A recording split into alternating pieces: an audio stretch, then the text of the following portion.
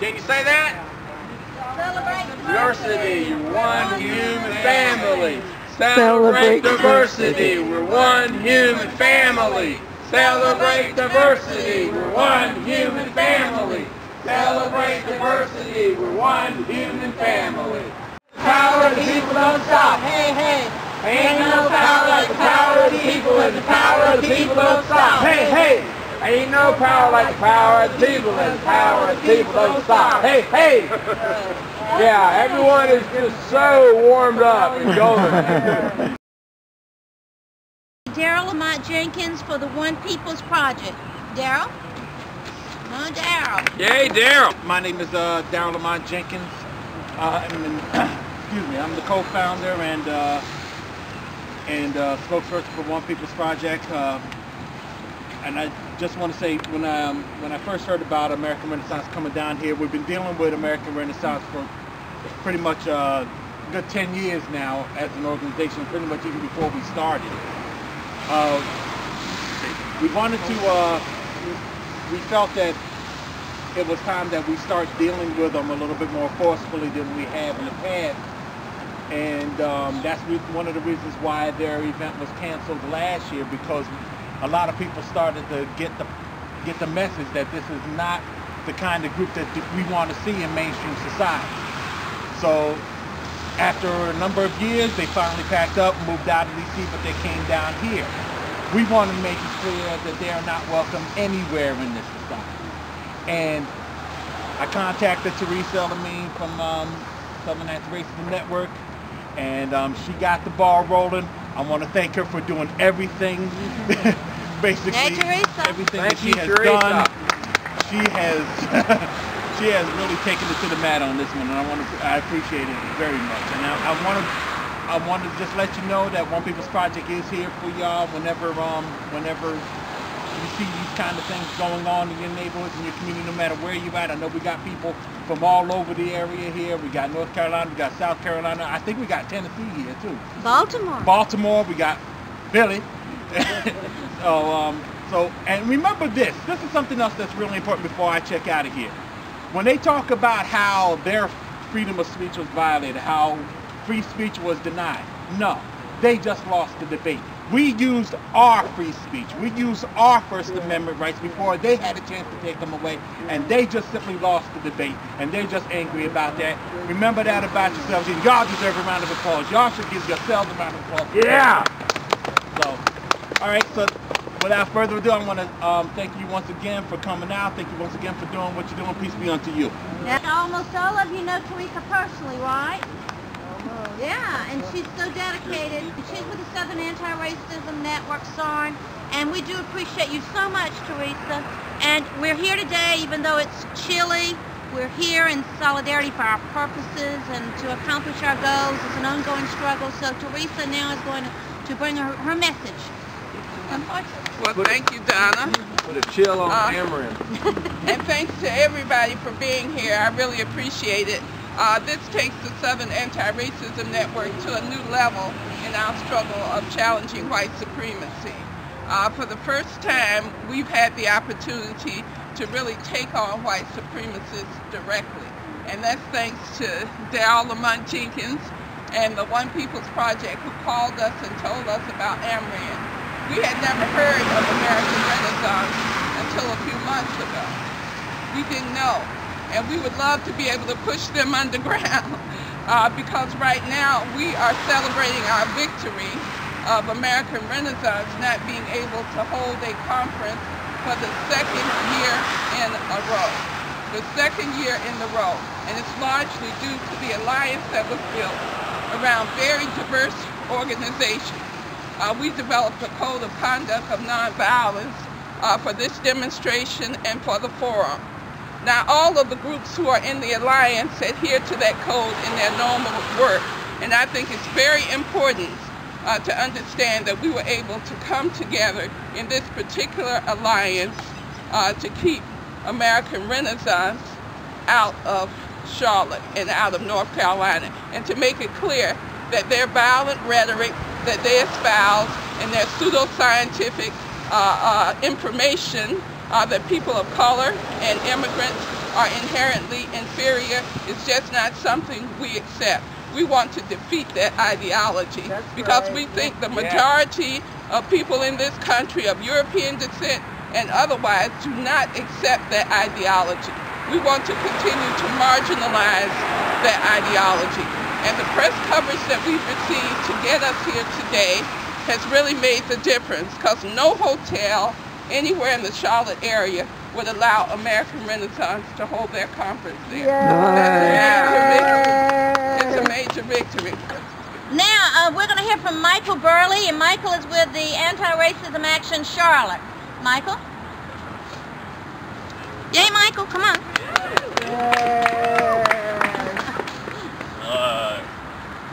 Pretty much everything's been said, you know. And, the best thing about today, I think, is the fact that all these groups are here and we get to meet each other. And next time something like this happens, and no matter where it happens, we're all one big group, so to speak. You know, it's about solidarity and organization. And that's what the Nazis are scared of. So that's good. Yeah, it is. That's pretty much it. Ain't no power like the power of the people, because the power of the people don't stop. Say what? Ain't no power like the power of the people, because the power of the people don't stop. Say what? Ain't no power like the power of the people, because the power of the people don't stop. That's right. My name is Ethia Wangaza. I'm from the Malcolm X Center for Self-Determination in Greenville, South Carolina. I bring you greetings from South Carolina and the Malcolm X Center, and also for the near 100 political prisoners, prisoners of war, and exiles that the United States continues to hold despite its denial of this. The people who 30 and 40 years ago stood in places like this around the country, challenging what was then called the black man's burden and the white man's shame. We join all together today to lift up that tradition and to lift them up. We urge you to go to the Jericho Movement website and to familiarize yourself more with them. On Wednesday, I will be going to the White House to challenge the United States, the delegation to the United Nations, to demand that they adopt the Cuban recommendation that the U.S. release all of its political prisoners, as it calls upon countries around the world. So it is a great pleasure, a great honor, and a joy to be here today to carry on the tradition of U.S. political prisoners. Power to the people. Power to the people.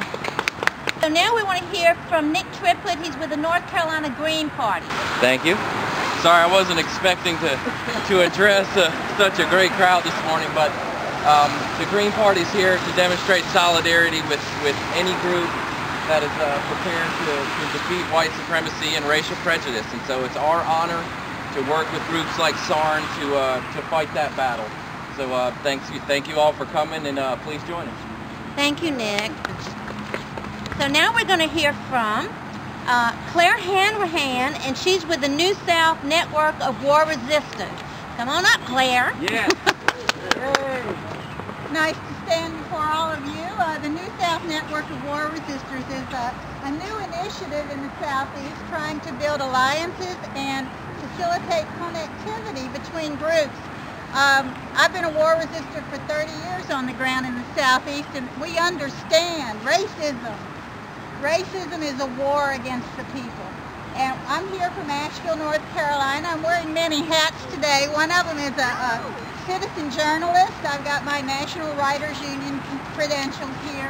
But also to speak out and to say, I appreciate people speaking out against holding people in prison for the criminalization of dissent. I was a prisoner of conscience myself with the School of the American Class movement. And inside our prison system, I saw and understood what racism, the ugly face of racism that incarcerates so many in our country. And it's got to be battled.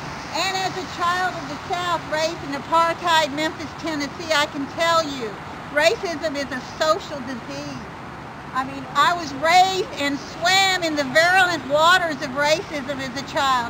And the best efforts of my parents to inoculate me against that racism, it still persists we have to confront racism not only in others, but in ourselves.